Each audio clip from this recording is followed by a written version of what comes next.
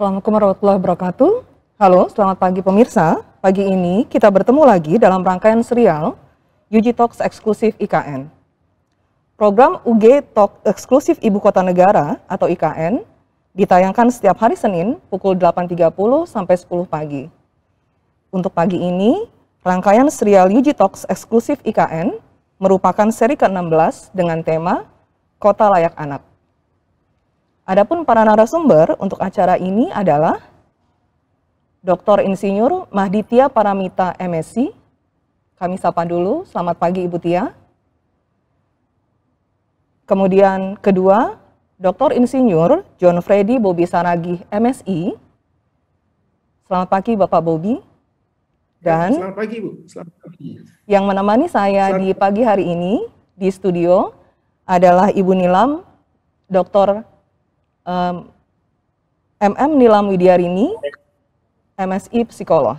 Selamat pagi Ibu. Selamat pagi. Terima kasih sudah berkenan hadir. Selamat jumpa lagi Mbak Trida. Baik. Para pemirsa, kita akan mulai masuk ke pemaparan materi pertama, yaitu mewujudkan kota layak anak di ibu kota negara. Materi ini akan disampaikan oleh Dr.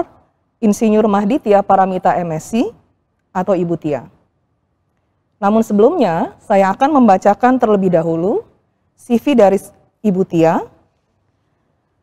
Dr. Insinyur Mahdithia Paramita MSc, lulus S1 dari Teknik Arsitektur Universitas Gadjah Mada, S2 dari Katholieke Universiteit Leuven, Belgia, dan S3 dari Teknik Arsitektur Universitas Gadjah Mada. Bidang keahlian beliau adalah urban planning, arsitektur, kebijakan publik, housing, dan urban development policy. Pengalaman profesional beliau saat ini adalah CEO dan founder HRC Caritra Indonesia. Beliau juga merupakan sekretaris Dewan atau Pokja Perkim Daerah Istimewa Yogyakarta. Saat ini, beliau adalah planner dan arsitek untuk master plan desa. Ibu Tia, dipersilahkan untuk memaparkan materinya. Terima kasih Bu. Assalamualaikum warahmatullahi wabarakatuh. Saya akan membawakan ini kota layak anak di ibu kota negara Nusantara. Jadi yang pertama terkait dengan infrastruktur, memang di Indonesia ini berat sekali gitu. Kita semua berdoa supaya tantangan infrastruktur ini tidak terjadi pada ibu kota baru gitu. Ya, slide selanjutnya. Ini memang tantangannya ada kepadatan penduduk, kemacetan, kekumuhan gitu ya, lalu kemiskinan, migrasi, lalu tidak ramah penyandang disabilitas, susah diakses gitu. Dan hubungannya dengan presentasi hari ini itu yang sangat terkait, itu selain tidak aman, juga ruang bermain anak itu masih minim gitu. Ya, ini yang terjadi di Jakarta. Apakah Jakarta itu menjadikan pembangunan yang ada atau perencanaan pembangunan yang ada di Jakarta itu apakah menjadikan Jakarta lebih baik? Apakah sudah cukup usaha begitu ya? Atau kegiatan yang ada di Jakarta itu memperlancar aktivitas saja, atau membangun Jakarta untuk masa depannya begitu ya. Jadi perencanaan ini balik lagi kalau misalnya dibangun ya untuk masa depan gitu. Beban yang harus ditanggung di Jakarta, pertama ada kepadatan penduduknya, dia cukup besar gitu ya, 16.000 se-DKI Jakarta dibandingkan Indonesia yang hanya 141 jiwa per kilometer persegi. Lalu kemacetan ini termasuk nomor 10 di dunia gitu ya, tahun 2019 jadi nomor 31 dari 416 kota besar gitu.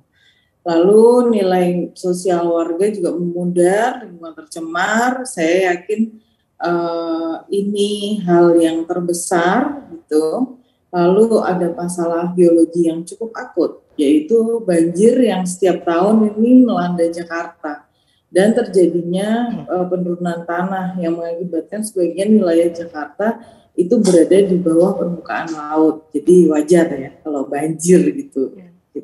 Oke, selanjutnya. Ini sejarah. Kenapa kok IKN itu ada transisi?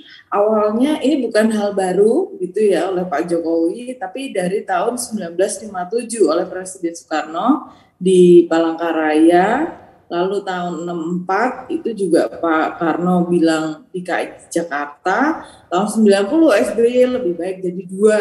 Satu pusat pemerintahan di Jakarta, yang satu lagi lokasi lain. Itu ada 3 alternatif. Lalu berikutnya Presiden Jokowi ini terakhir tahun 2019 ini di Penajam Pasar Utara, Kecamatan Sepaku. Ya, selanjutnya ini harapannya apa sih? Tadi sudah dijelaskan. Yang pertama ini contoh kota modern gitu ya. Ini jadi pusat gravitasi ekonomi. Jadi harapannya cukup besar untuk ibu kota baru ini. Kota kelas dunia, harus merata berkeadilan. Ini wajah Indonesia, mesti ramah lingkungan karena Jakarta nggak ramah lingkungan gitu ya. Lalu pusat inovasi. Jadi bebannya yang dikekang di ibu kota baru ini terlalu berat. Nah, terus gimana gitu? Karena Jakarta sudah terlanjur padat sekali gitu. Ya, selanjutnya ini ibu kota negara baru hasil kompetisi yang sudah dilaksanakan. Selanjutnya ini contoh-contoh tentang IKN, desain-desainnya memang pada cukup umum ya, masih besar gitu gambarannya. Ya, selanjutnya ini hasilnya. Jadi luas wilayah IKN ini 56 hektar di kawasan IKN-nya dan 199 hektar ini kawasan pengembangan gitu. Ya. Nah, ini desainnya. Ini saya agak cepat aja di desainnya. Ya, selanjutnya. Ini Smart Metropolis, jadi ini memang intinya jadi global talent magnet gitu ya. Memang desainnya lumayan bagus. Jadi didesain layanan kesehatan, pendidikan itu tuh kelas dunia, kemana-mana deket, karena bisa jalan kaki, diharapkan bisa zero emission. Nah, dari harapan itu, terus kita balik lagi terkait dengan kota layak anak. Harapan Indonesia itu apa gitu ya? Ya, selanjutnya mewujudkan Indonesia kota layak anak. Jadi memang harapan Indonesia secara keseluruhan tahun 2030 ini cukup banyak kabupaten kota yang sudah dikembangkan. Nah, ibu kota Nusantara belum termasuk bagian dari ini gitu ya. Jadi sebaiknya karena tahun ini itu banyak sekali studi-studi, ini tentunya akan dihasilkan gitu ya. Jadi kegiatan kita bisa berkontribusi gitu dalam perencanaan. Karena tahun ini banyak sekali studi-studi, belum banyak kegiatan fisik kecuali bendungan dan pengembang-pengembang. Jadinya kita harapkan ini bisa terpikirkan dalam perencanaan secara rinci. Ya, selanjutnya prinsip kota layak anak ini mungkin beberapa sangat beririsan dengan ruang yang akan didesain. Yang pertama ini fokus di keamanan, lalu pembaruan, apakah dia aman dan nyaman, terus orientasinya pendidikan dan pembelajaran, apakah punya partisipasi dalam kegiatan sosial dan budaya. Jadi memang banyak sekali hal-hal yang agak berat ya. Ini contohnya saling bekerja sama dan meningkatkan nilai-nilai kepemimpinan. Ini cukup berat gitu. Gimana caranya? Karena dalam hal fisik atau peruangan itu nggak mudah gitu. Tapi kalau dalam hal sosial, dalam hal kependidikan, metodenya, oke lah. kita mungkin lebih mudah arahnya menuju ke sana. Ya, lanjut. Nah, ini kesehatan, ramah, terus kesetaraan. Ya, selanjutnya, jadi ini prinsip kotanya gitu. Jadi yang menghubungkan antar ruang. Nah, ini ruangnya. Nanti ini kita lebih detailnya ada Pak Bob ya. Minta tolong Pak Bob nanti dijelaskan lebih rinci. Ya, selanjutnya ini hanya contoh-contoh saja sekilas terkait sama penerapannya. Ini yang ada di negara lain gitu, mungkin menjadi ide ya nanti, karena fokusnya kota ini IKN Ibu Kota Nasional ini kota modern gitu. Nah, ini untuk penataan ruang fisik. Selanjutnya mungkin kita lihat. Nah, pada bagaimana prinsip-prinsip ini diterapkan di kota Ibu Kota Nusantara gitu. Ini pola konsep kota 15 menit. Jadi pertama ada zona jalan kaki selama 5 menit gitu ya. Lihat ke kawasan permukiman, ditopang fasilitas, ada toko usaha, sektor usaha kecil, lapangan terbuka gitu. Lalu yang kedua zona jalan kaki itu 15 menit, jadi ada toko kelontong, apotek gitu ya, sampai ke stasiun itu masih 15 menit jalan kaki gitu. Ketiga zona bersepeda, ini juga 15 menit, ada fasilitas budaya, medis, pendidikan tinggi gitu ya. Ya, selanjutnya, nah kita ngelihat gimana ini desain-desainnya gitu. Nah, desain-desain tadi kata Bappenas dirancang untuk 1,5 juta jiwa. Padahal total penduduk Kalimantan Timur itu ada 3 juta. Jadi separuhnya itu ada separuh. Jadi bisa terbayang lah gitu ya. Terus provinsi itu kalau kata provinsi itu diperkirakan sampai 2045 itu sampai 5 juta jiwa. Jadi ada selisih kira-kira sampai 2045 Indonesia Emas, kan judulnya ini perubahan ibu kota negara baru ini untuk menghadapi Indonesia Emas 2045. Jadi kalau dilihat selain IKN, pertumbuhannya Kalimantan Timur ini jadi hanya selisih 0,5 juta jiwa. Nah, kalau 0,5 juta jiwa, padahal dinas Dukcapil di Kabupaten Penajam Pasir Utara tuh bilang kalau arus urbanisasi di daerah itu tuh tidak terbendung sejak penempatan IKN baru, dan jumlah penduduk itu terus bertambah. Tambahannya tahun 2021 aja itu ada 3.673 jiwa gitu. Jadi ini hal yang kita harus sama-sama pikirkan gitu ya. Ya, selanjutnya. Nah, terus kalau dilihat dari keseluruhan, sekarang kita lihat ya, IKN itu 1,5 juta jiwa. Padahal ini IKN itu kan sebagian besar mungkin orang pusat ya. PNS-nya aja deh, pusat, itu ada berapa? Coba bayangkan Bapak Ibu kalau misalnya jumlahnya 930.000 jiwa, padahal IKN dirancang oleh 1,5 juta jiwa. Nah, kalau dikalikan pasangannya saja itu sudah lebih dari itu gitu ya. Jadi kayaknya lebih dari itu deh. Jadi kayaknya nggak mungkin 1,5 juta jiwa, pasti lebih dari itu kalau misalnya udah overload dari rancangannya saja gitu ya. Jadi ya mungkin hasil kegiatan tahun ini ada maknanya. Lalu selanjutnya, nah ini kita lihat pemerintah vs pengembang. Jadi kita semua harus melihat kalau pengembang raksasa itu memang sudah mengincar ibu kota gitu ya, ibu kota baru gitu. Dan walaupun mereka membangun untuk ASN, TNI Polri gitu ya, itu juga memang mereka nggak ada masalah karena mereka panen gitu.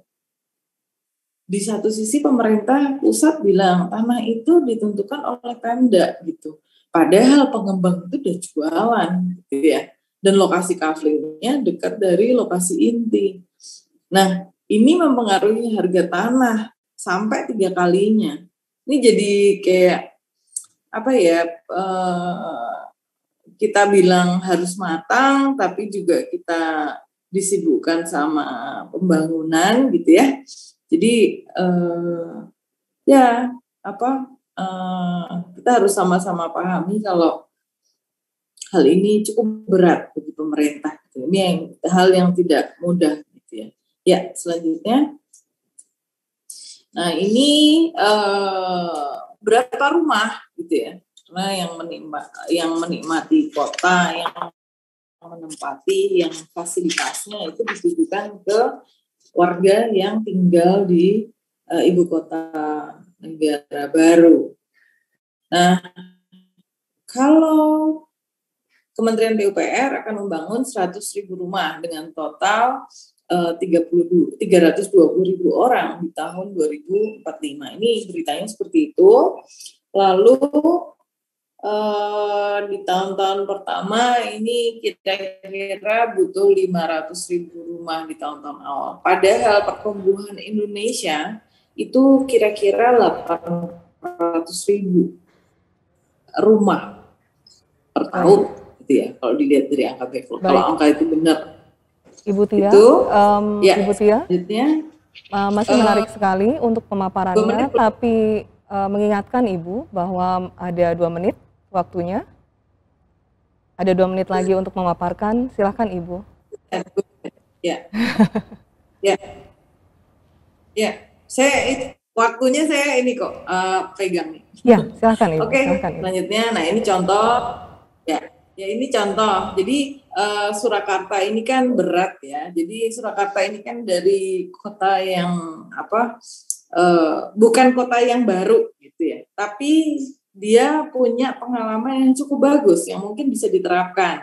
Ini ada puskesmas ramah anak, ada sekolah ramah anak. Yang menarik ini di bidang transportasi dia membuat ini ya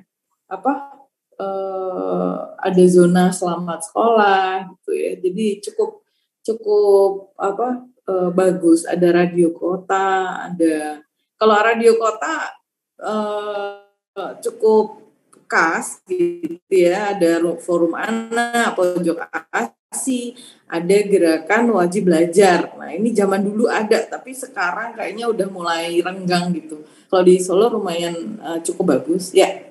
Selanjutnya ini contoh. Slide selanjutnya. Ya, ini ruangnya, ini program-programnya yang tadi yang sudah saya sampaikan. Ya, selanjutnya.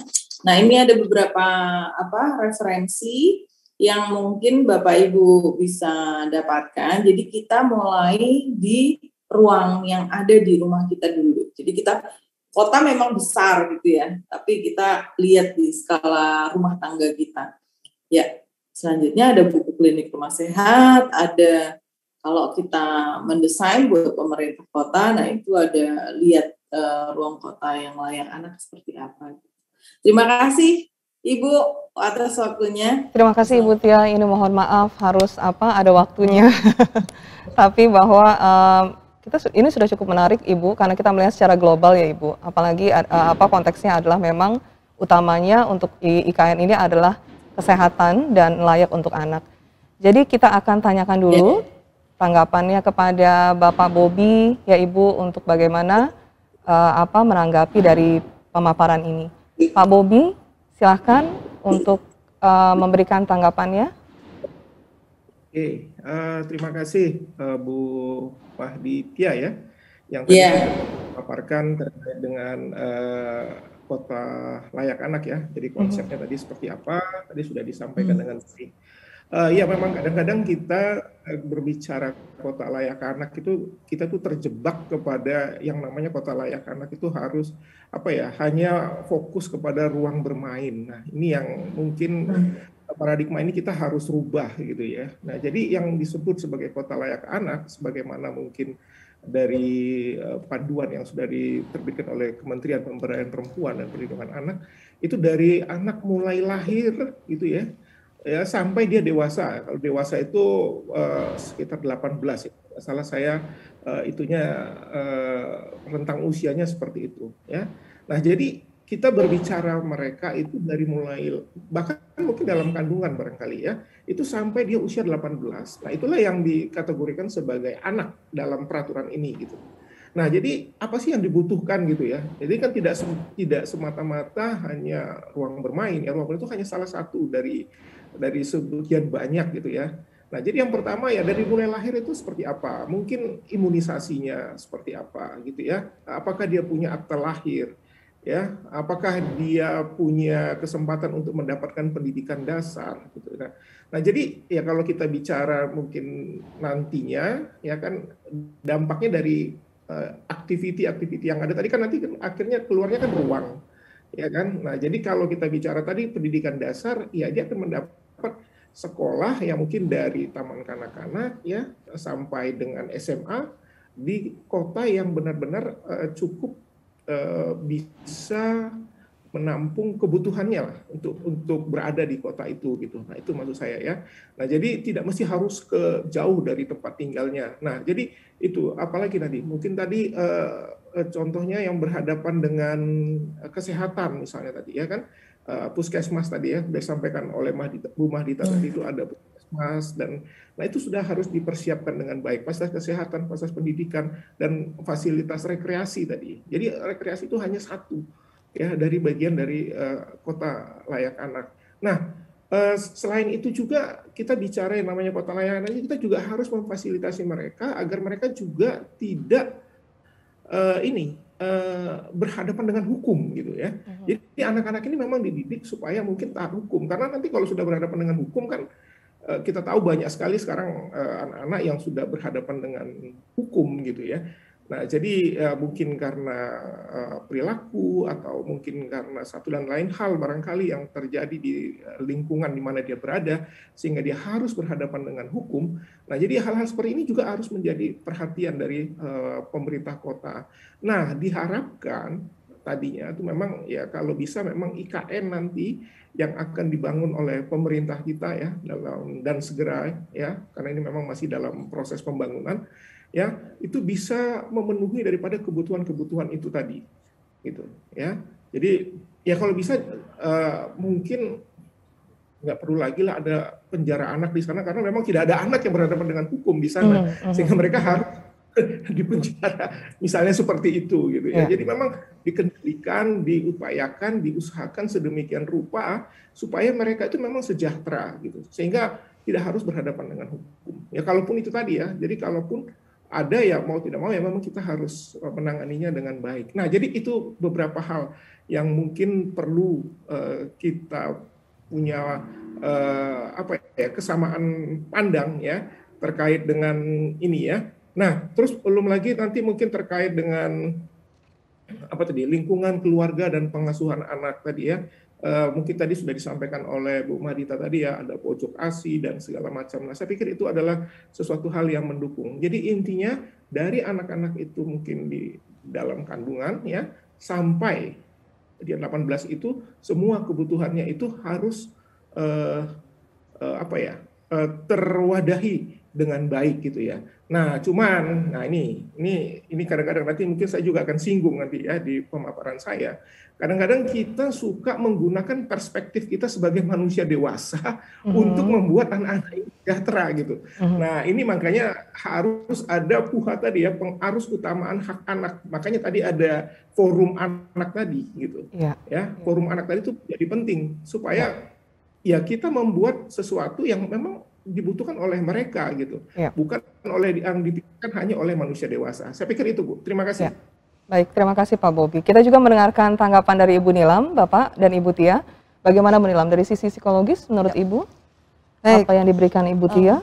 Baik, ya. Tadi Ibu Tia sudah memaparkan ya, berangkat dari permasalahan ibu kota, kemudian kebutuhan ke depan ibu kota baru, ibu kota Nusantara ini akan seperti apa, desain yang sangat ideal, mimpi besar yang kalau saya secara pribadi, punya harapan besar, betul-betul bisa diwujudkan gitu ya.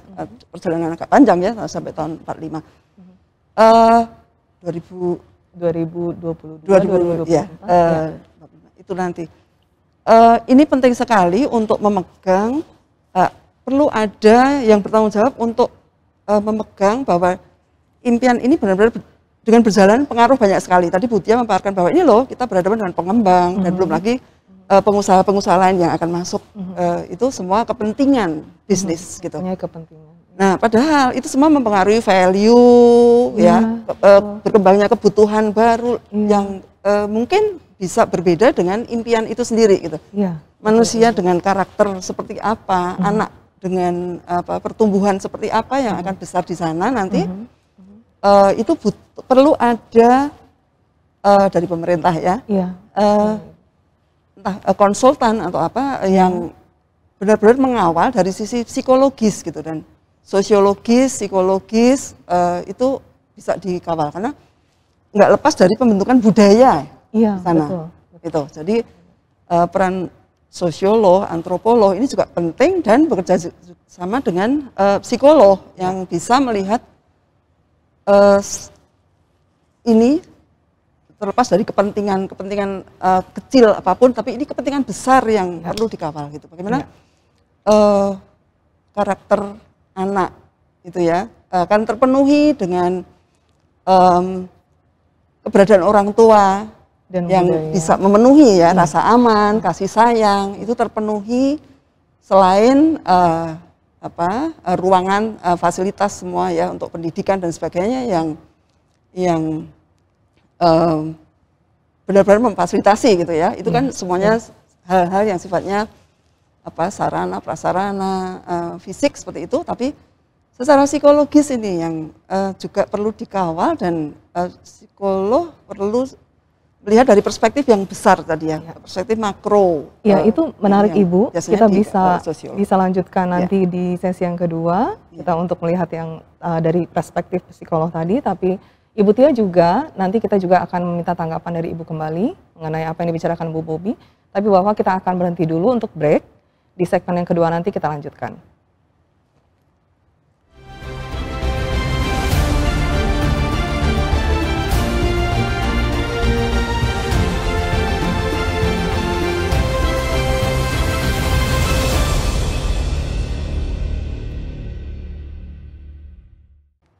Baik pemirsa, kita kembali lagi dalam segmen yang kedua. Tadi melanjutkan sedikit dari Ibu Nilam mengenai tanggapan dari Ibu Tia, untuk Ibu Tia dan sedikit dari Pak Bobi. Silahkan Ibu, berkaitan dengan psikologi, konsultasi.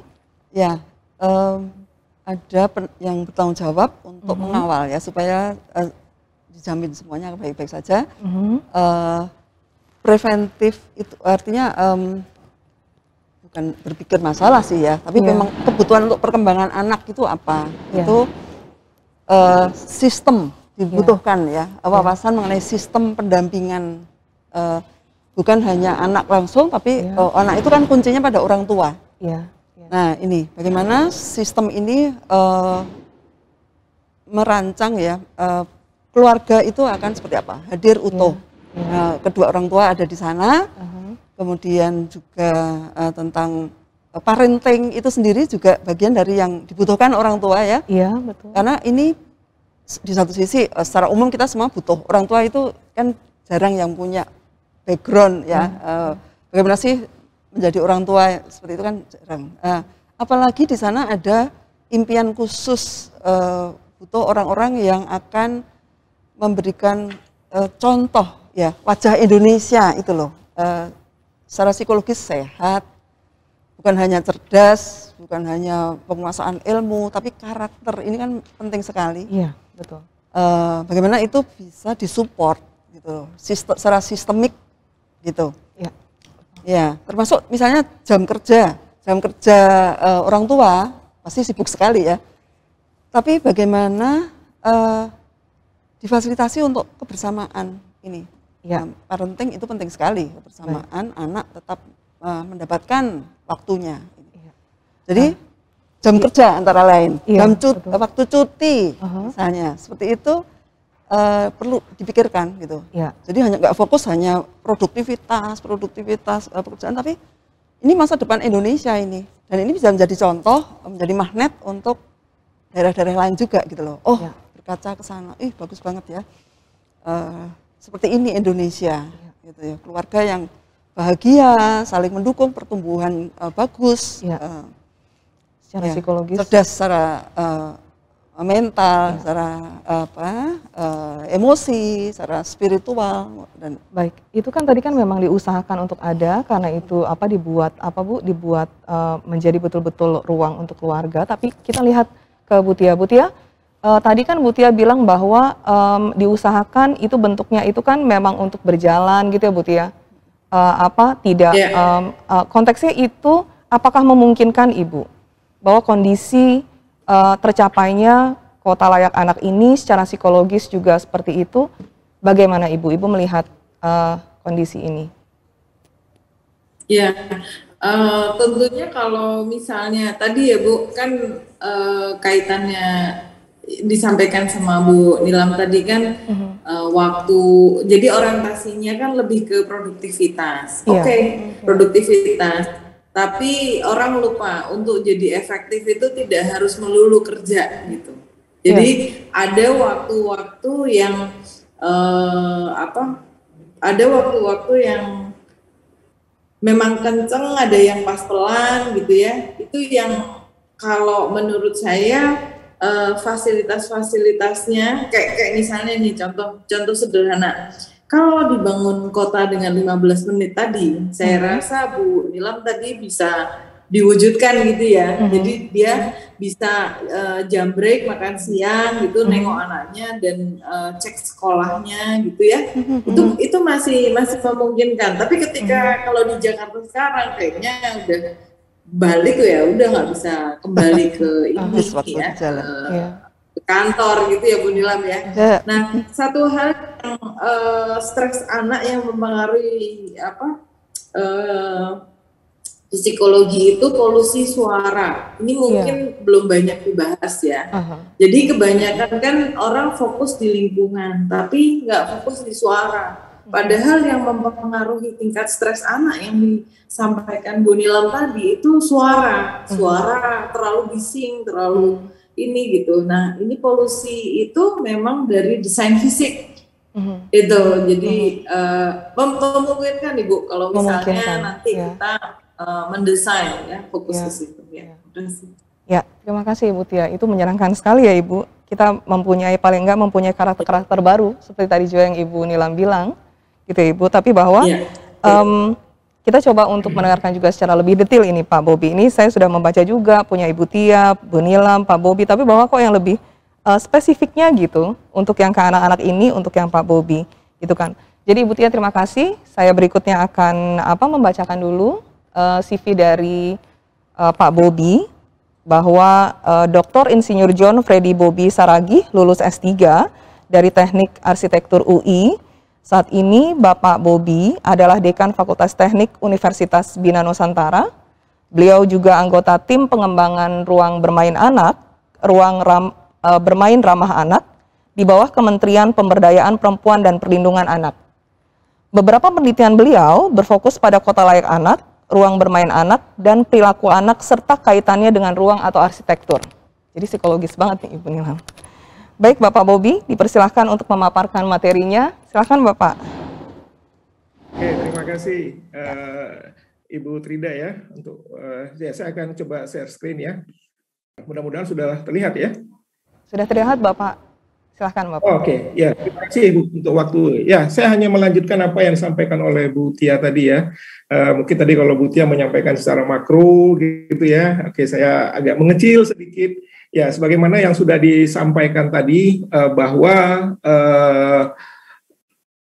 yang namanya kota layak anak itu memang tidak hanya fasilitas ruang bermain sebenarnya gitu ya. Namun demikian ya karena sebagian besar ya dari waktu anak itu adalah bermain gitu ya, mau tidak mau ini juga menjadi hal yang penting untuk kita perhatikan secara bersama-sama.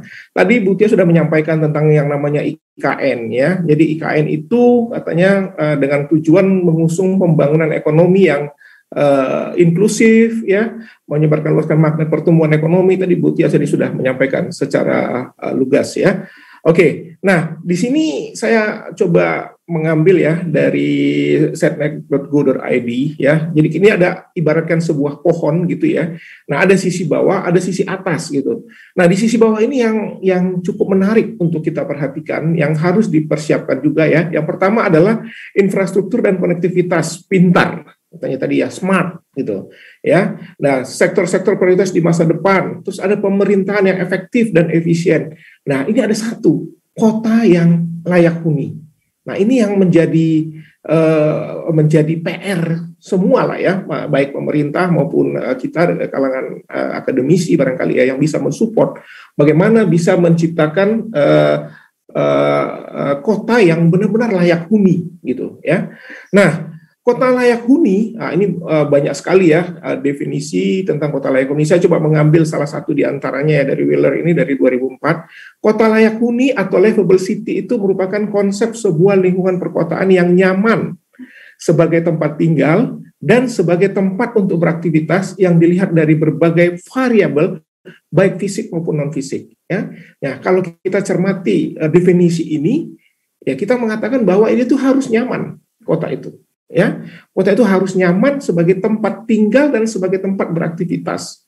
Nah, jadi kita tidak hanya bicara tentang fisik saja, ya, nyaman secara fisik, tapi kita juga harus nyaman secara non fisik.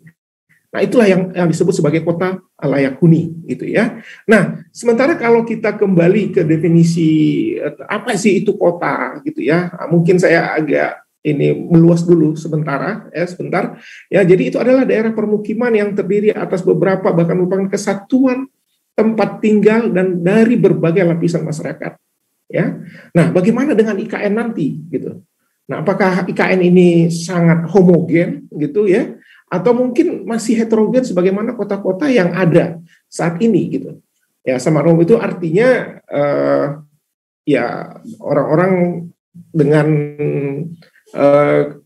profesi tertentu atau mungkin dengan syarat-syarat tertentu yang bisa mendiami ini. Tapi kan itu mungkin tidak baik juga gitu ya, karena bagaimanapun ya semua itu kan saling ketergantungan satu dengan yang lain. Nah yang kedua, daerah pemusatan penduduk dengan kepadatan tinggi. Tadi disampaikan oleh Bu Tia tadi ya, jumlah penduduknya dirancang untuk 1,5 juta warga yang ada di sana. Dan yang ketiga adalah dinding tembok yang mengelilingi tempat pertahanan. Ya ini ininya ya definisinya. Nah, kalau menurut saya ini juga ya, ini kalau menurut para ahli ya, banyak juga ahli ya yang berpendapat tentang kota. Saya tertarik dengan apa yang disampaikan oleh Pak Bintarto ini tahun 1977. Dia menyebutkan di sini bahwa kota adalah sebuah kesatuan bagi kehidupan manusia yang diberi tanda dengan hadirnya kepadatan penduduk yang sangat tinggi ya. Saya tidak tahu apakah 1,5 juta dibandingkan dengan jumlah luas area ya per kilometer perseginya itu ada berapa. Nah mungkin Bu Tia yang paham ya, serta ditandai dengan adanya strata ekonomi yang heterogen. Nah ini ya, jadi tidak ada kota yang homogen sebenarnya. Heterogen, bercorak materialistis. Penduduk yang ada di sekitar kota terdiri dari penduduk asli dari wilayah tersebut dan penduduk yang datang dari wilayah lain. Ya ini ya, jadi IKN tadi itu memang seharusnya adalah akulturasi dari dua ini tadi ya, yang asli ada di sana ya, dan maupun yang pendatang yang ada di sana. Nah, masyarakat kota adalah kumpulan individu yang heterogen, baik itu dari hal pekerjaan, adat, kebudayaan, dan agama. Nah ini yang cukup menarik untuk dicermati oleh kita. Nah oleh sebab itu, nah, saya menyampaikan di sini penghuni kota itu siapa, gitu ya.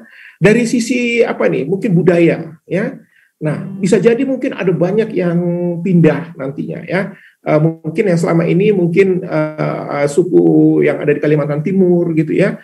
Mungkin ada suku-suku baru juga yang masuk nanti. Karena kan tadi kan ada ASN yang pindah, ada mungkin polisi atau mungkin tentara yang pindah, atau mungkin ada pekerja lain yang akan pindah. Nah itu kan dari seluruh Indonesia itu akan bercampur menjadi satu kesatuan. Nah yang kedua, berbagai macam profesi yang ada di sana, gitu ya. Nah, tidak hanya satu profesi gitu, ya. Tidak hanya ASN aja yang ada di sana. Mungkin guru dibutuhkan di sana, psikolog dibutuhkan di sana, arsitek dibutuhkan di sana, gitu ya. Dokter dibutuhkan di sana. Nah, jadi itu makanya disebut sebagai sebuah kota. Belum lagi dari sisi agama barangkali, gitu ya. Bermacam-macam agama yang ada di Indonesia, yang diakui di Indonesia ini akan ada di sana. Belum lagi dari sisi usia. Nah, ini yang menarik, ya. Kita tidak bisa bilang IKN itu nanti seyogyanya harus dihuni oleh mereka yang sarjana saja misalnya, atau yang sudah berusia 18 tahun ke atas. Yang 18 tahun ke bawah tidak boleh ada di kota itu, nggak bisa juga gitu. Ya bagaimanapun orang yang akan tinggal di sana nanti, ya kalau udah suami istri pindah, dia kan akan bereproduksi, akan ada anak di sana nanti di situ. Nggak bisa bilang, wah ini kalau udah punya anak berarti harus pindah dari IKN, nggak mungkin juga gitu ya. Nah, jadi itulah kota itu sangat heterogen, ya. Nah, sehingga bagaimana kita merancang IKN ini, ya mau tidak mau, ya pemerintah juga harus memikirkan semuanya. Dan saya sangat yakin ini sudah dipikirkan oleh pemerintah ya untuk menciptakan kota yang memang sangat heterogen ini. Nah, kota layak anak ya, apa sih itu kota layak anak? Kota layak anak, kabupaten atau kota layak anak adalah kabupaten kota yang mempunyai sistem pembangunan yang berbasis hak anak melalui pengintegrasian komitmen dan sumber daya pemerintah, masyarakat, dan dunia usaha yang terencana serta menyeluruh dan berkelanjutan. Nah, ada kata-kata di sini ya, terencana, menyeluruh, dan sustainable, berkelanjutan dalam kebijaksanaan program kegiatan untuk menjamin terpenuhinya hak dan perlindungan anak. Nah, itulah yang disebut sebagai kota layak anak gitu ya. Nah, ini landasan hukumnya ada, undang-undangnya sudah ya, baik secara internasional maupun secara nasional. Pemerintah kita sudah mengawal itu dengan sedemikian baiknya ya, bahkan dari undang-undang dasar sendiri, undang-undang tentang RPJMN ya, rencana pembangunan jangka menengah, jangka panjang, ya, sudah dikawal semuanya, bahkan tentang pemerintah daerah. Nah, ini sudah dibuat sedemikian rupa. Jadi memang seyogianya semua kota-kota yang ada di Indonesia ini, ya tidak mesti harus ada IKN misalnya seperti itu, haruslah memang mengadopsi kota layak anak ini gitu ya. Nah prinsip-prinsipnya katanya tadi apa tadi? Non-diskriminasi, kepentingan yang terbaik untuk anak, hak untuk hidup, kelangsungan hidup dan perkembangan, penghargaan terhadap pendapat anak, dan tata pemerintahan yang baik. Nah, ini yang ada di kota layak anak ya. Nah strateginya tadi sudah saya sampaikan di sini ya, terkait dengan PUHA tadi ya, pemenuhan hak anak tadi, bahwa yang berarti melakukan pengintegrasian hak anak dalam apa? Setiap proses penyusunan kebijakan, program, dan kegiatan. Nah, ini ya makanya tadi ada forum anak ya. Tadi Bu Tia tadi sudah menyampaikan di Solo ada forum anak. Itu adalah representatif daripada anak-anak ketika kita bicara tentang kebijakan, ketika kita bicara tentang program, ketika kita bicara tentang kegiatan yang akan kita lakukan dalam sebuah kota. Nah, kita memang harus bertanya kepada forum anak. Ingat loh ya. Nah, jadi bahwa yang kita buat ini, yang sedang kita kembangkan ini adalah yang menggunakannya anak, ya, bukan manusia dewasa gitu. Nah, jadi setiap tahapan pembangunan, perencanaan, penganggaran, pelaksanaan, pemantauan, dan evaluasi. Nah, anak-anak itu harus dilibatkan, gitu ya. Nah, skalanya apa? Nasional, provinsi, sampai ke kelurahan, ya. Kelurahan ramah anak, kelurahan layak anak. Nah, itu memang sedang didengungkan sekarang ini ya. Oke, nah dari indikator ini ya, jadi ada 6 indikator kelembagaan, ada 25 indikator substansi ya, dan ada 5 klaster. Nah, ini ada satu klaster yang cukup menarik, yaitu tadi ya, hak sipil dan kebebasan ya. Ini tadi tentang, kalau kita bicara tentang akte lahir, ya, lingkungan keluarga, tentang pengasuhan alternatif, tentang kesehatan tadi. Nah, pendidikan, pemanfaatan waktu luang, dan kegiatan budaya. Nah, item nomor 27 menjelaskan bahwa setiap kota yang disebut sebagai kota layak anak itu haruslah tersedia fasilitas untuk kegiatan rekreatif dan kreatif yang ramah anak di luar sekolah, yang dapat diakses oleh semua anak, ya. Nah, dapat diakses oleh semua anak dan dimanfaatkan oleh semua anak. Nah, ini kan satu harapan ya yang sudah disampaikan oleh pemerintah kepada semua kita pengembang kota ya, baik itu pemerintah maupun pihak swasta. Oke. Nah, lebih kecil daripada tadi ya, kalau tadi sudah saya sampaikan di sini terkait dengan kegiatan kreatif dan rekreatif. Nah, di sini ada yang namanya ruang bermain ramah anak ya. Jadi memang saya terlibat di dalam proses kegiatan pengembangannya ya, bahkan sampai tahap evaluasinya, bagaimana itu ruang bermain ramah anak. Memang ya kita tidak bisa tertutup mata gitu ya, melihat bahwa masih banyak anak-anak yang bermain di ruang-ruang bermain yang tidak semestinya mereka bermain gitu ya. Nah, jadi sementara pada sisi yang lain banyak juga ruang bermain yang ditinggalkan oleh anak-anak gitu. Nah, jadi ini kan dua hal yang satu sisi mereka bermain, tapi satu sisi ada ruang bermain yang ditinggalkan oleh anak-anak. Nah, ini memang tidak mudah gitu. Makanya tadi saya sudah sampaikan, jadi kalau kita ingin merancang, kita harus bertanya kepada anak. Kadang-kadang kita membawa bahwa, wah saya ini planner, saya ini arsitek misalnya seperti itu ya. Karena saya juga dulu pernah melakukan hal yang sama gitu ya. Akhirnya ya itu tadi, mungkin anak-anak itu akan jadi bosan dan ya tidak menyenangkan sama mereka. Mungkin itu yang kalau kita lihat ada beberapa ruang bermain ya di kota ya, dari beberapa kota yang saya coba kunjungi gitu, saya melihat ini kok sudah ditinggalkan. Ya bisa jadi mungkin sudah tidak ada anak-anak lagi di situ gitu ya, atau mungkin sudah pada dewasa sehingga itu tidak berfungsi lagi gitu maksudnya. Ya atau mungkin tadi ya ada hal yang mungkin tidak sesuai dengan kebutuhan anak tadi. Nah, jadi tadi sudah kita bicara tadi ya, Bu Nilam sudah menyampaikan tentang stres ya. Tadi Bu Tia juga sudah menyampaikan ada stres karena audio tadi ya. Nah, sebenarnya dari sebuah penelitian itu disebutkan ya bahwa semuanya itu hal-hal yang baru itu bagi anak itu akan memicu stres gitu ya. Jadi kalau mungkin nanti ada anak-anak dari ASN kita yang akan pindah ke sana ya, itu akan menjadi stres baru sama mereka, pelajaran dan segala macam. Ya, jadi banyak sekali yang kadang-kadang kita suka berpikir gitu ya, bener nggak sih anak-anak ini stres? Bener loh ya. Penelitian saya membuktikan, ya saya bertanya kepada mereka gitu, kenapa sih kok apa yang kalian alami? Kami ini stres, katanya. Pulang sekolah aja udah stres, sampai ke rumah udah stres gitu ya, dan segala macam. Nah, jadi satu-satunya cara yang membuat mereka bisa mereduksi stresnya, yaitu hanya dengan bermain. Ya, mereka menyebutnya itu refreshing otak. Nah itu, ya, ini saya kata-kata ini saya ambil dari anak kelas 4 SD. Ya. Dia menyebutkan dengan refreshing otak. Oke Bu, waktunya ya. Iya, baik Pak Bobi. Nah, ini artinya kan konteksnya adalah memang perlu ada tempat bermain gitu ya Pak Bobi, yang perlu dijelaskan lebih jauh gitu ya Pak Bobi, tapi bahwa saya akan bertanya dulu gitu Pak Bobi, bahwa gimana sih bentuknya gitu ya Pak Bobi, silahkan untuk dijelaskan bahwa apa bentuk dari tempat bermain. Ini 1 menit lagi nih Pak Bobi, jadi secara singkat gitu ya Pak Bobi. Oke. Ya Bu, ya ini ruang bermain ramah anak itu sudah ada pasalnya ya, Undang-Undang Nomor 35 tahun 2014. Bentuknya seperti apa Pak Bobi dalam konteks arsitektur? Oke. Nah ini tadi ya, yang pertama itu adalah dia harus gratis ya, non diskriminasi, kepentingan terbaik anak, partisipasi anak, aman, selamat, nyaman, kreatif dan inovatif dan sehat gitu ya. Nah ada standarnya, SNI-nya. Jadi dari skala yang paling kecil di tingkat RT sampai di tingkat kota gitu, itu harus ada. Ya. Oke. Nah, ini ada beberapa contoh ya di Jakarta memang sangat seragam gitu ya. Ini yang fenomena yang kita lihat sekarang ini ya. Nah, sekarang bagaimana dia berkelanjutan? Mungkin ini yang ingin saya sampaikan di sini ya. Ya ini tadi ya, saya menemukan beberapa penelitian yang mereka sudah meninggalkan, mereka tidak lagi mau menggunakan itu, mereka lari ke jalan gitu ya, dan itu membuat menjadi pertanyaan PR gitu ya. Nah, ini mungkin tidak usah khas ya. Nah, jadi ini tadi ya, ini kembali lagi ya. Jadi ide bermain bagi anak itu tuh sebenarnya apa sih gitu ya. Jadi sebenarnya bagi anak itu sederhana itu. Bagaimana mereka itu bisa penuh dengan kegembiraan. Nah, bagaimana kita menciptakan ruang yang gembira aja tadi udah ya. Nah, ini ruang yang gembira. Ya, nah jadi ada tiga hal. Yang pertama yang saya sampaikan di sini adalah memberikan kebebasan.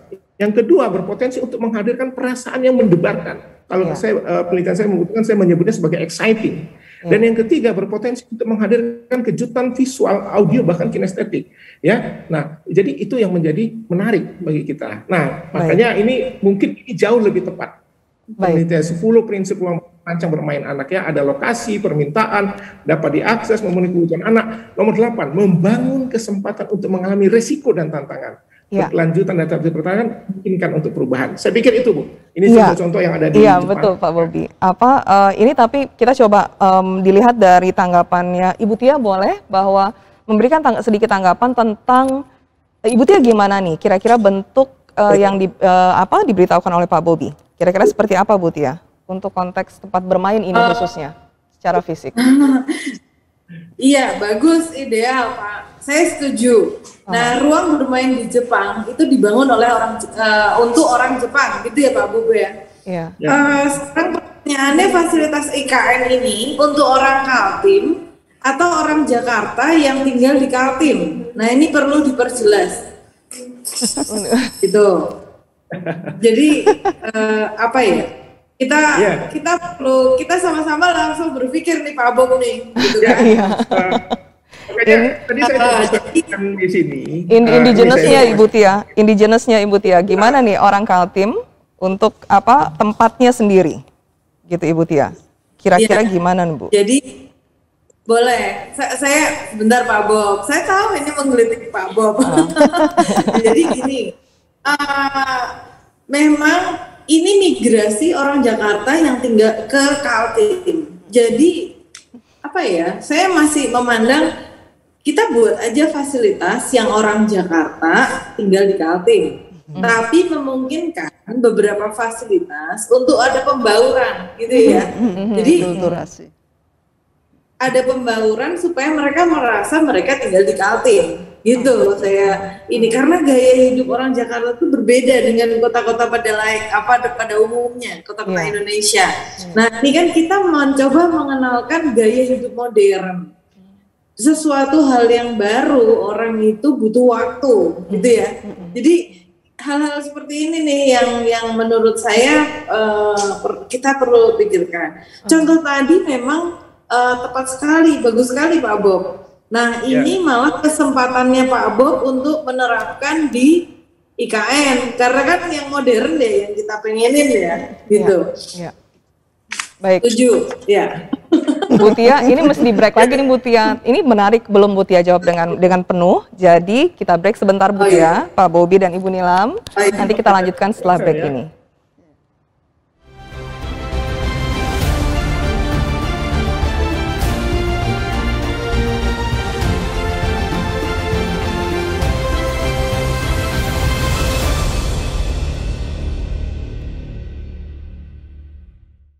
Baik pemirsa, kita kembali lagi. Ini sekarang masuk segmen yang ketiga. Jadi kita membutuhkan masukan nih dari Ibu Tia. Ibu Tia, silahkan Ibu, tentang gimana konteks arsiteknya nih, arsitekturnya tentang ramah anak ini.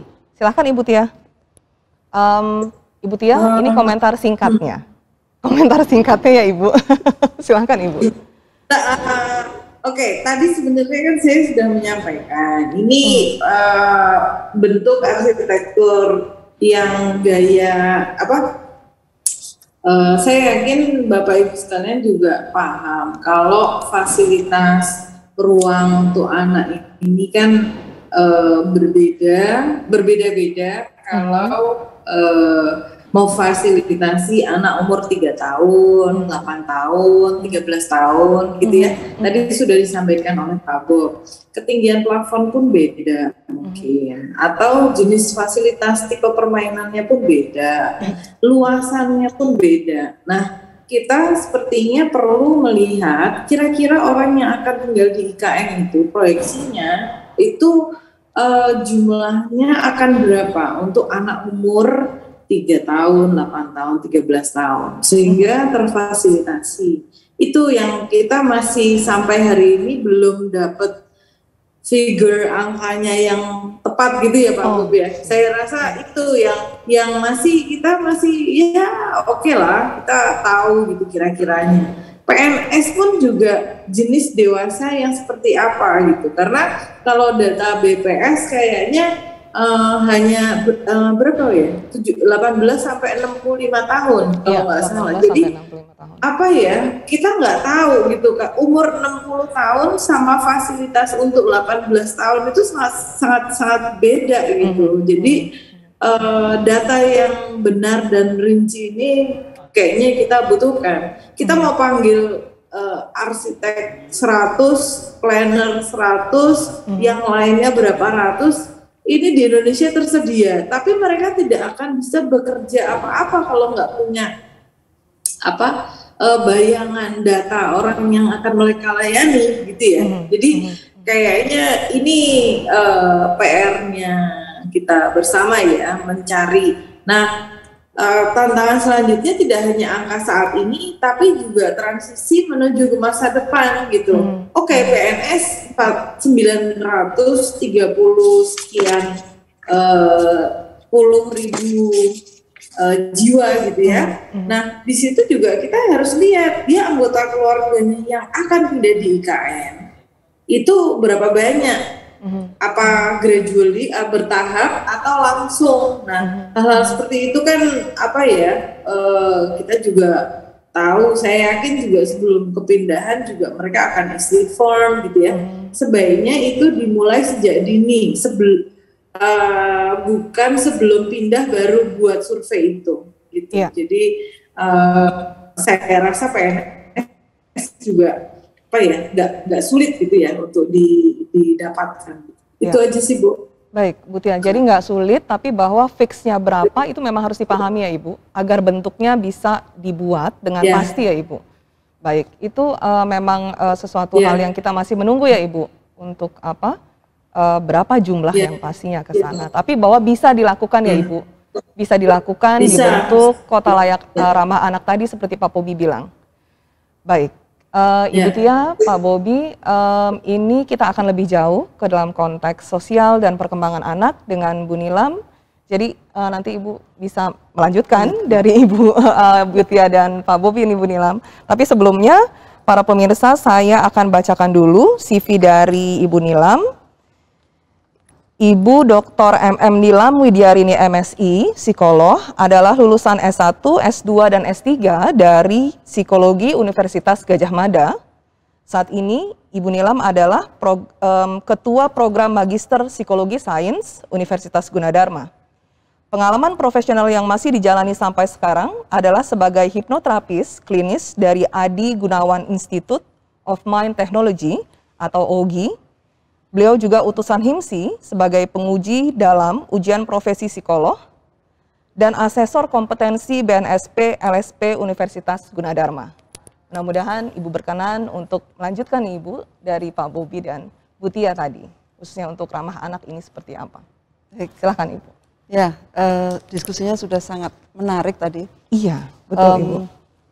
Saya akan menyambung tentang kota layak anak. Ya, dalam perspektif psikologis, tapi tentunya konteksnya adalah IKN, kota layak anak di IKN. Seperti apa? Tadi sebelum saya masuk, tadi ada hal yang menarik yang perlu dipikirkan untuk masalah aspek psikologis. Tadi Pak Bobi sudah memulai. Ini loh, ini akan terjadi pertemuan. Jakarta akan ada masyarakat setempat akan ada pertemuan loh. Ini hal besar yang perlu dipikirkan dan itu perlu helikopter view untuk bagaimana ini supaya integrasi itu bisa terjadi dengan baik. Tentu nggak lepas dari visi Indonesia, nilai-nilai Indonesia, Pancasila, Bhinneka Tunggal Ika. Ini satu ideologi yang memang perlu dijaga, tapi bukan menanamkan ideologi, tapi suasana itu loh, keindonesiaan yang berbhinneka tunggal ika itu menjadi penting. Gitu. Betul. Jadi ini juga tentu apa yang saya sampaikan dengan cepat ini nggak lepas perlu memperhatikan hal-hal seperti itu.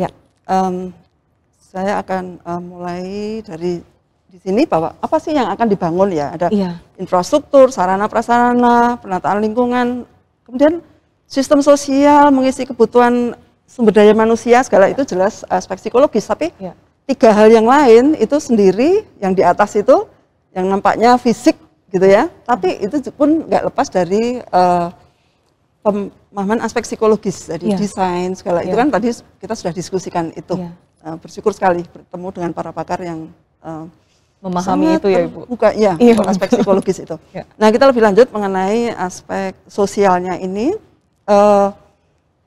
bagaimana mewujudkan dalam tahapan 5 tahapan ya, 5 tahapan. Sudah bisa. Ini sesuai dengan Undang-Undang tahun 3 tahun 2022 itu kurang 2-nya ya. 2022 tentang IKN tanggal 15 Februari 22 ini. Di tahap pertama dimulai tahun 2002 ini sudah ada ASN, TNI, Polri, dan nantinya akan disusul mungkin di tahun 2024 itu sudah akan ada juga badan eksekutif, legislatif, yudikatif. Jadi sudah ada mulai. Ini dari sejak awal, tugas keamanan konstruksi itu memang paling awal ya. Iya. Tapi artinya ini sudah mulai perlu dipikirkan bagaimana membawa nilai-nilai yang perlu dijaga betul untuk sebagai fondasi awal kelanjutan kehidupan sosial yang sehat, mendukung ya, dan secara psikologis gitu.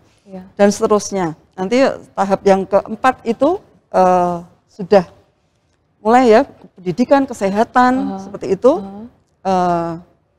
Nah ini kan juga berarti kan banyak ahli-ahli juga yang terlibat di sana semuanya. Ini semua butuh tetap dijaga bagaimana supaya bisa aman.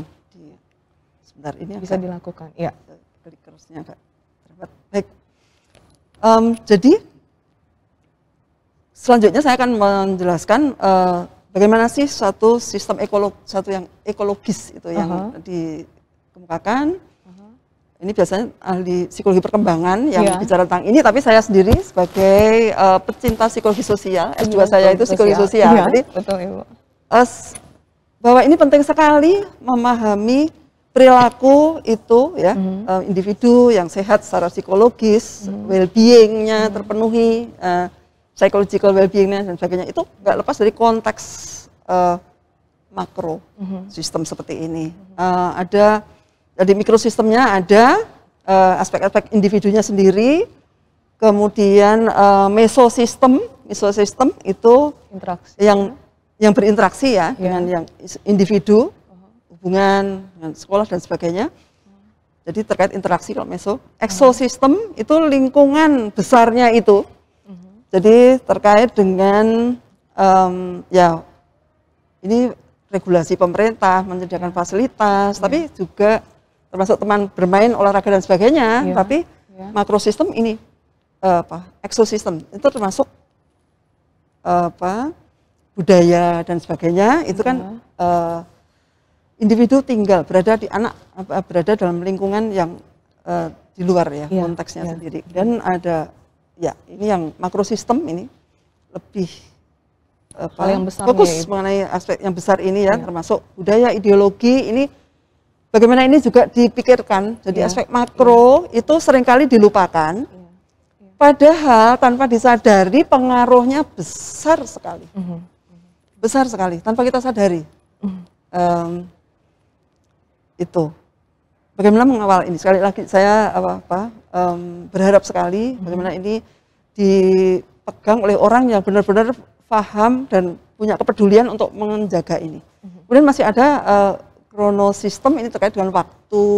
Yang dulu hidup di masa sekian itu akan beda dengan masa yang hidup di masa ini ya. Sekarang artinya kita nanti mereka hidup di tempat yang baru. Milenial itu beda dengan new millennials. Saya yang baby boomers.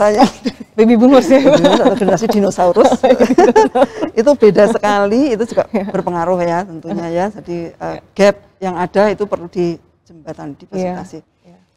Karakteristik kota layak anak itu yang pertama ya, memberi rasa aman, nyaman, terpenuhi hak-haknya tadi yang Pak Bobi sudah sampaikan. Tapi membangun sistem ini yang berpengaruh secara nasional bahkan global, karena lingkungan akan mempengaruhi anak sebagai sumber daya ini masa depan Indonesia mereka, baik fisik maupun psikologisnya. Nah, sebentar. Baik, tantangannya untuk itu ada beberapa yang saya sampaikan. Penyesuaian diri ini terkait dengan bahwa ini akan berhadapan dengan lingkungan baru, lingkungan baru. Anak dibesarkan di tengah-tengah orang dewasa yang juga sedang menyesuaikan diri, gitu. Nah ini rasa aman anak itu sering mereka mengkopi ya, rasa aman orang tua, orang-orang di lingkungan mereka. Kalau mereka dalam kondisi stres atau nggak happy, itu mereka membaca itu dan langsung itu terkopi itu. Tanpa mereka ngomong, mereka merasakan itu akan menangkap dan itulah suasana psikologis mereka. Nah ini yang penting sekali. Ada penyesuaian diri. Baik, ya kita bisa belajar dari program transmigrasi bedol desa seperti itu semua jadi mikrosistemnya itu tetap ada ya, penyesuaian dirinya nggak terlalu sulit atau sama. Cuman dalam hal ini saya perlu tambahkan bahwa kita perlu memperhatikan bukan hanya fokus pada lingkungan internal yang orang Jakarta yang masuk ke sana. Tapi bahwa lingkungan itu lingkungan yang ada di Kalimantan, jadi dengan budaya setempat, masyarakat dengan masyarakat di sana yang sudah ada budaya yang ada ya. Ini perlu diperhatikan betul-betul. Saya agak cepat. Kemudian yang berikutnya penyesuaian diri ya. Jaminan masa depan ini juga ini penting sekali, memberi rasa aman kalau di sana nanti gimana seperti itu. Tapi saya kira ini karena visi besarnya itu memang ada inovasi Indonesia yang ke depan, pasti ini akan dipikirkan sangat baik ya. Saya percaya mengenai ini hal-hal apa yang perlu dipikirkan. Pendidikan ya Ibu, perlu untuk pendidikan harus diperhatikan, sangat diperhatikan ya Ibu. Itu saya kira akan sudah ada itu kan ya, mungkin pendidikan itu sendiri. Hanya satu hal saya berbalik sebentar, jaminan masa depan ini. Dalam konteks pendidikan ini bukan cuma fasilitas sarana, tapi juga bagaimana semua mendapatkan kembali pandangan baru gitu loh. Ini bahwa kita itu Nusantara. Yang berbineka tunggal ika, itu bagaimana itu difasilitasi juga dalam pendidikan, sehingga mereka bukan menjadi orang-orang yang eksklusif, gitu kan ya. Pendidikan mereka dapat fasilitas yang bagus kemana, tapi tidak menjadi eksklusif. Tapi mereka punya empati terhadap lingkungan sekitarnya yang masih jelas gapnya akan ada itu. Betul. Ini pun perlu dipikirkan. Ini tambahan yang saya belum masukkan di sini ya, tapi penting sekali.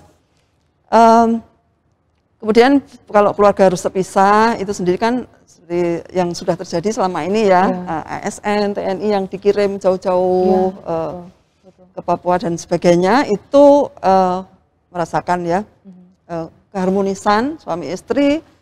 Kalau anak masih sekolah di daerah, itu kan maksudnya di tempat asal, itu akan menjadi biaya yang besar itu.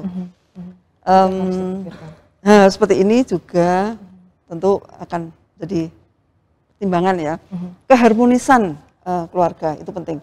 Jadi untuk itu solusinya ya memperhatikan aspek budaya kolektif ini dengan cara membangun sentra-sentra lingkungan yang memfasilitasi ya, memperhatikan ya mikrosistemnya, mesosistemnya, kemudian tentu makrosistem dan lain-lain pun juga perlu, itu justru bingkai besarnya gitu ya. Yang perlu dipikirkan betul, dijaga betul dalam bingkai Indonesia Bhinneka Tunggal Ika. Gitu.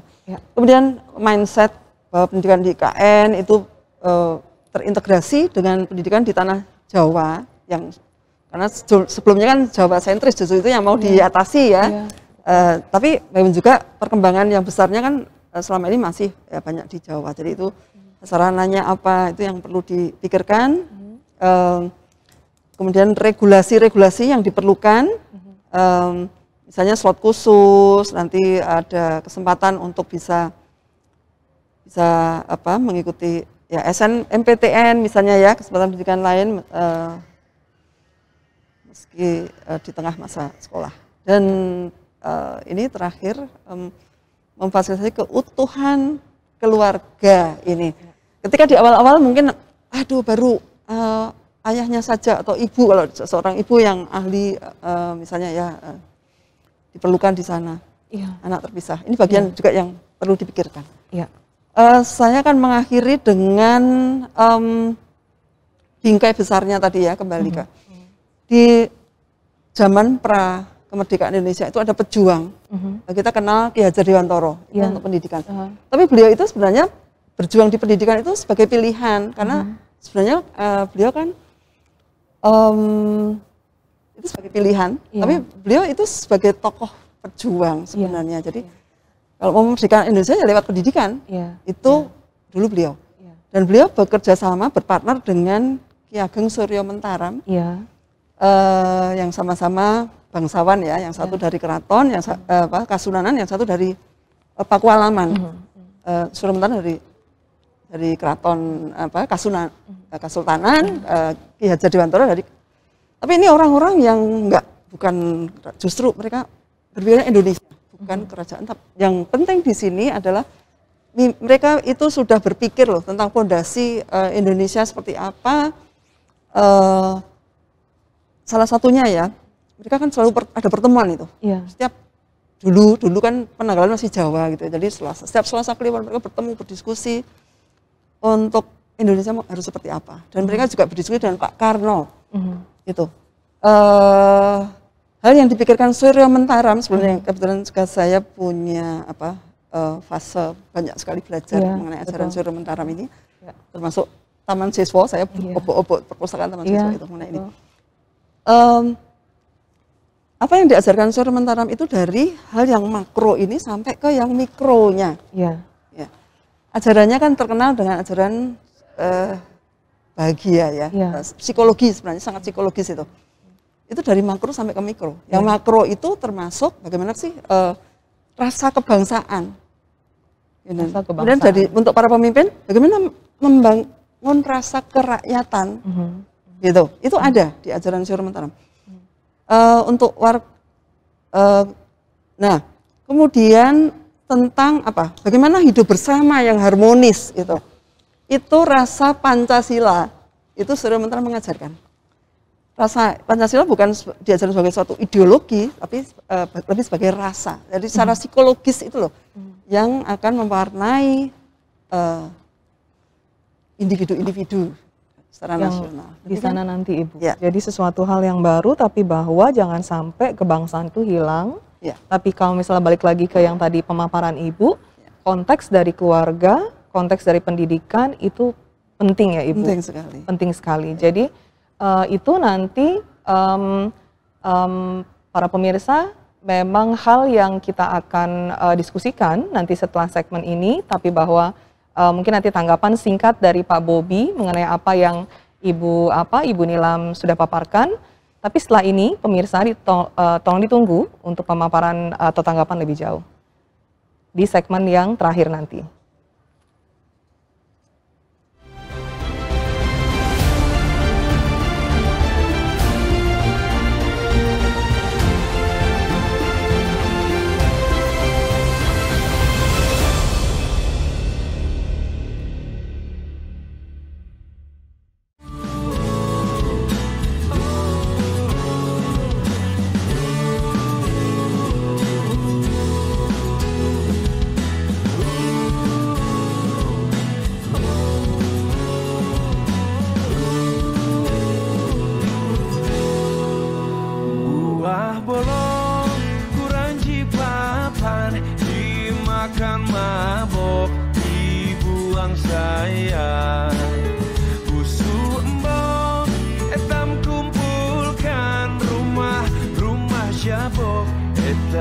Lestarikan buah salad mudah diperam, dimakan kelak, dibuang sayang.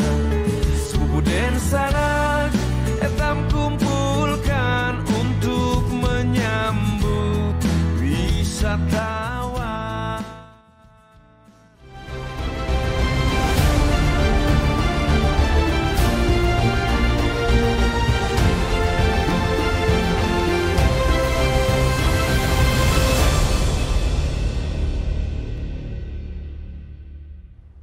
Baik para pemirsa, bahwa segmen hari ini sangat-sangat menarik, tapi memang tadi gitu ya sudah dipaparkan oleh Ibu Nilam mengenai bahwa memang sangat penting untuk peran keluarga dan peran pendidikan dilihat dari konteks kebangsaan gitu ya di Indonesia. Jadi jangan sampai bahwa kalau misalnya ada yang baru di IKN ini, artinya memang jangan sampai Jawa sentris saja, tetapi bahwa melibatkan keseluruhan dari bangsa Indonesia.